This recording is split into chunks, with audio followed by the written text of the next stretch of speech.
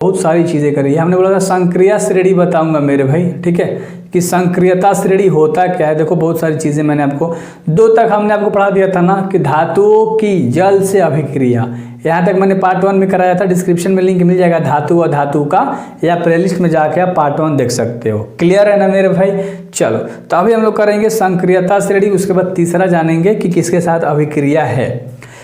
Subscribe करना मेरे भाई, साइंस मैथ इतने अच्छे से निचोड़ दूंगा ना, एक्सपेक्ट नहीं किया होगा आपने। चलो संक्रियता श्रेणी होता क्या है। धातुओं की उनकी क्रियाशीलता के आधार पर आरोही क्रम में यानी घटते हुए क्रम में व्यवस्थित करने पर जो श्रेणी प्राप्त होता है उसे ही हम लोग संक्रियता श्रेणी कहते हैं। याद रहेगा ना संक्रियता श्रेणी किसे बोलते हैं। चलो क्लियर हो गया। ये तो आसान है कि घटते क्रम में, आरोही क्रम यानी घटते क्रम, ठीक है। चलो संक्रियता श्रेणी में सबसे ऊपर पोटेशियम होता है तथा सोडियम, है ना, यानी पोटेशियम के और सोडियम यानी Na का स्थान होता है सबसे पहले, याद रखना। तथा सबसे नीचे सोना होता है Au और चांदी होता है Ag। क्लियर है मेरे भाई। सबसे नीचे क्या होता है सोना चांदी, सबसे ऊपर क्या होता है पोटेशियम सोडियम, ठीक ना, को रखा गया है। सोना तथा चांदी बहुत ही कम अभिक्रियाशील धातुएं हैं, बहुत कम अभिक्रियाएं करती हैं, रिएक्शन करती हैं बहुत कम। ये प्रकृति में मुक्त अवस्था में पाई जाती हैं, यानी आज़ाद बिल्कुल होती हैं, मुक्त अवस्था में पाई जाती हैं। तो ये आपको पता चल गया कि ऊपर कौन होता है, नीचे कौन होता है, कौन ज़्यादा अभिक्रियाशील होता है, कम होता है। तो कम में होता है सोना और चांदी, बहुत कम अभिक्रियाशील होता है। क्लियर है ना मेरे भाई। चलो तो इतना आपको अच्छे समझ में आ गया होगा। इसके आगे हम लोग करने वाले हैं तीसरा नंबर का, है ना। इसके पहले मैं आपको यहाँ पर कुछ दिखा देता हूँ, ध्यान से आप देखिएगा, ठीक है। यहाँ मैंने कहा ना कि संक्रियता श्रेणी यहाँ पर है और यहाँ पर धातुओं की अभिक्रियाशीलता, यानी कि जो पोटेशियम है, सोडियम है ना, और जिंक है, एल्युमिनियम है, मैग्नीशियम है, कैल्शियम, ये सब अभिक्रियाशीलता है। क्या है, अधिक क्रियाशीलता, यानी ये ज़्यादा क्रियाशील होता है, ज़्यादा रिएक्शन करता है मेरे भाई। क्लियर है।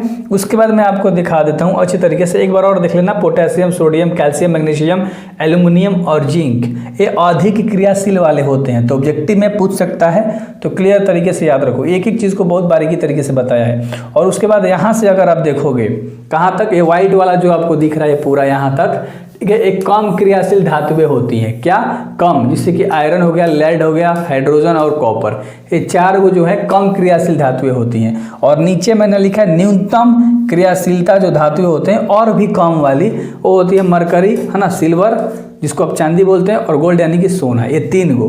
तो उम्मीद करता हूँ आपको जितने भी चीज़ें मैंने अभी आपको समझाई आपने देखा एक बार, ठीक है। एक बार अच्छे से देख लो। ये मैंने पहले बताया था अधिक क्रियाशील ज़्यादा वाला, फिर मैंने कम वाला बताया था, फिर उससे भी कम वाला बताया था, न्यूनतम वाला यानी सबसे कम वाला, ठीक है। चलो तीसरा पॉइंट हम लोग इसमें जानने वाले हैं, क्या जानेंगे, धातुएं की अम्लों से अभिक्रिया। किसकी, धातु की अम्ल के साथ अभिक्रिया, यानी कि मेटल का एसिड के साथ अभिक्रिया यानी रिएक्शन। धातुएं तनु अम्लों से क्रिया करके संगत लवण तथा हाइड्रोजन गैस प्रदान करते हैं। क्लियर है ना मेरे भाई। संगत यानी कि साथ साथ। चलो देखो, इसे धातु और तनु अम्ल दोनों मिलेगा ना, तो लवण और हाइड्रोजन को अलग अलग करके बना देगा। ये तुम्हारा रिएक्टेंट हो गया यार, और इधर वाला तुम्हारा प्रोडक्ट हो गया। चलो तो क्लियर है ना मेरे भाई, अच्छे से आपको समझ में आ गया होगा ना। चलो कि उधर 2 चीज़ मिलेगा तो 2 चीज़ क्या क्या बनेगा। एग्जाम्पल में एक हमने आयरन को धातु के रूप में लिया है और एक हमने हाइड्रोक्लोरिक को लिया है जो कि अम्ल है। क्लियर है ना, समझ में आ रहा है। चलो ये क्या बना दिया, देखो FeCl2 बना दिया, है ना, आयरन क्लोराइड बना दिया, देखो यहाँ पर। और ये क्या तुम्हारा लवण है, और ये हाइड्रोजन बना दिया अलग। क्लियर है। तो चीज़ें आपको क्लियर हो गई होंगी कि बराबर के बाद क्या बनाएगा, ठीक ना। यहाँ पर सारी चीज़ें हमने लिख रखी है। देखो आगे भी तुम्हारी एक और एग्जाम्पल्स है जो कि मैं आपको वो भी दिखा देता हूँ, अच्छी तरीके से देख लो। 3 एग्जाम्पल्स हमने इसमें ले रखा है, ठीक ना। तो दूसरा एग्जाम्पल है कि मैग्नीशियम को ले लिया और हाइड्रोक्लोरिक को ले लिया, यानी अम्ल को ले लिया, तो बना दिया मैग्नीशियम क्लोराइड, है ना, हाइड्रोजन अलग हो गया। क्लियर है। चलो उसी तरह से यहाँ भी है। तो सारी चीज़ें अब आपको पता चल गई, 3 एग्जाम्पल्स हो गया। एक्वारेजिया होता क्या है, इम्पोर्टेंट है, इसी के अंदर आता है। तीसरा हम लोग अम्ल के साथ अभिक्रिया करा रहे हैं, तो इसी के अंदर एक्वारेजिया होता है। एक्वारेजिया ध्यान से देखना मेरे भाई, एक्वारेजिया जिसको रोयल जल भी हम लोग बोलते हैं, रोयल जल, है ना। देखो जब हाइड्रोक्लोरिक अम्ल यानी HCl तथा सांद्र नाइट्रिक अम्ल जिसको HNO3 बोलते हैं, उसको अगर हम लोग 3:1 में मिलाया जाता है ना, 3:1 में, तो इनका जो ताज़ा बना मिश्रण होता है ना एक्वरिजिया कहलाता है। क्लियर है ना मेरे भाई? क्लियर हो गया होगा अच्छे तरीके से। यह एक परम्बल संक्षारक होता है, संक्षारक, जो गोल्ड तथा प्लेटिनियम को गलाने में समर्थ होता है ना। ये बहुत प्रबल होता है, बहुत मजबूत होता है, जो कि किसको गला देता है? प्लेटिनियम को, है ना। एक एक चीज़ को बारीकी से करेंगे मेरे भाई। हमेशा बोलता हूँ ना, बेस्ट है ना। 1 शॉट भी इसका मिल जाता है आपको, हर चीज़ मिल जाता है। ब्रेक करके पार्ट 1 पार्ट 2 करके बना देता हूँ, ऑब्जेक्टिव बना देता हूँ, क्वेश्चन आंसर बना देता हूँ। तो दिक्कत क्या है? आराम तरीके से सारी चीज़ें करनी है। क्यों? मज़ा आता है ना लेक्चर देखने में। चौथा है कि धातु की अधातु से अभिक्रिया। धातु को अगर हम अधातु के साथ अभिक्रिया कर दें, यानी मेटल को नॉन मेटल से अगर हम रिएक्शन करा दें, तो धातु अपने ब्रह्म कोश में, यानी कि बाहरी के कोश में उपस्थित इलेक्ट्रॉनों को त्याग कर घनायन की क्षमता रखते हैं, घनायन की, ठीक ना। चलो, यानी प्लस वाले की यार, पॉजिटिव वाले की याद रखना, ठीक है। वहीं अधातु अपने अंतिम कोश में इलेक्ट्रॉन ग्रहण करके ऋणायन बनाते हैं, यानी कि जो लेता है, मान लो जिसके पास कम है, ठीक है, देखो यहाँ पर सब दे रखा है, ये तुम्हारा है, ठीक है। जैसे मान लो सोडियम का कितना होता है, Na तुम्हारा क्या होता है बताओ? सोडियम, ठीक है। तो Na का जो होता है 11 पर होता है। तो यहाँ पर 2 10 8 और 1 11, क्लियर है। और 2 और 10 ये है 10, है ना। तो ये ले रहा है, दे रहा है, Na वो है, ये पॉजिटिव में हो गया, और ये ले रहा है तो क्या में हो गया? निगेटिव में हो गया। क्लियर है ना, क्योंकि एक क्या है? लिया है। किस पे बनता है? 2 8 8 18 पे, क्लास 10th में 2 8 18 पे पढ़ते हो, 2 8 8 18 पे। आगे जाओगे तो पढ़ोगे 2 8 8 18 18 32। क्लियर है ना। तो इस पे आप जाके क्या पढ़ोगे? अब इस पे ध्यान नहीं देना, 2 8 8 18 पे आपको बनाना, इसमें सीखना है क्लास 10th में।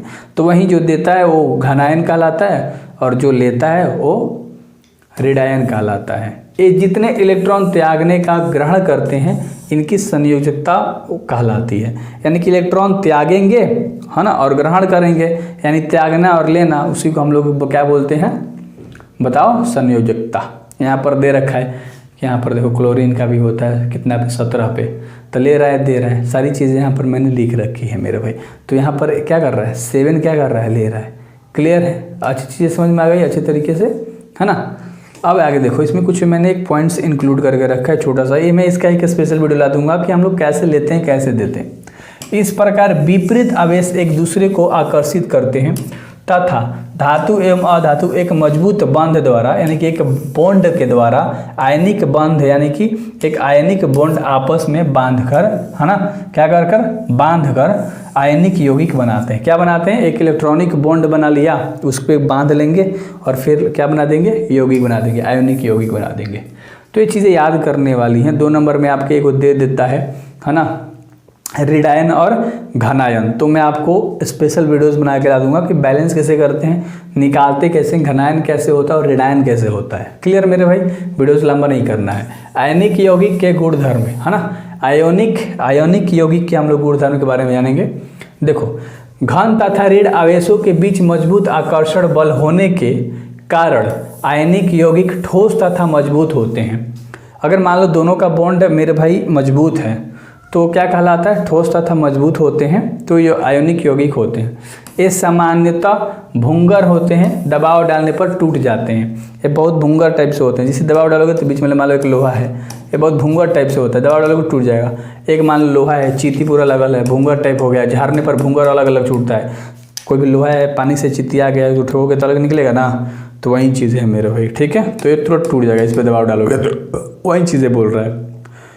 देखो, दूसरा पॉइंट इसका है, ये थोड़ा अच्छे तरीके से मेरे भाई याद रख लेना, ठीक ना। आयनिक यौगिक का गलनांक तथा क्वथनांक बहुत अधिक होता है। आयनिक यौगिक का गलनांक भी ज़्यादा होता है और क्वथनांक भी इसका ज़्यादा होता है, अच्छे से याद रखना, क्योंकि इसमें अणुओं के बीच आकर्षण बल अधिक होता है। क्या होता है? एटम्स के, इसके जितने भी एटम्स होते हैं उन सब के बीच में मेरे भाई क्या कह रहा है? आकर्षण बल अधिक होता है, बहुत ज़्यादा होता है, जिसे तोड़ने के लिए अधिक ऊर्जा की आवश्यकता होती है। तो मुझे पता है कि आपको अच्छे से समझ में आ गया होगा, इजीली आपको समझा दिया हमने, ठीक ना। तीसरा पॉइंट है कि सामान्यतः, है ना, जल में घुलनशील तथा अन्य विलायकों में अघुलनशील होते हैं। जल के साथ तो घुल जाएंगे, लेकिन अन्य विलायक के साथ नहीं घुलते, इतना याद रखना। आयनिक यौगिक जलीय विलयन में और जलीय रूप में विद्युत का चालन करते हैं, है ना। जल में भी पानी ट्रांसफर हो जाएगा, लाइन मारेगा तुम्हें, वही चीज़ बता रहा है। जबकि ठोस रूप में कुचालक होते हैं। ये ठोस रूप में तो कुचालक होते हैं, लेकिन पानी के रूप में जब रहेंगे तो ये सुचालक हो जाते हैं, मतलब लाइन पास हो जाता है। ध्यान से देखना, यशद लेपन होता क्या है मेरे भाई, क्या यशद लेपन होता क्या है, इसके बारे में जानने वाले हैं। लोहे तथा इस्पात को जंग से बचाने के लिए, लोहे को जंग से बचाने के लिए, जिससे आपके घर में लोहा का दरवाज़ा लगता है, पेंट मारते हो, जल मतलब मान लो जैसे वो नमी के संपर्क में आएगा, हवा में तुम्हें पता है पानी बहता है, हवा ठंडा लगने मतलब क्या है, उसमें पानी का अंश आ रहा है तो नमी है, उससे लोहा खराब होता है।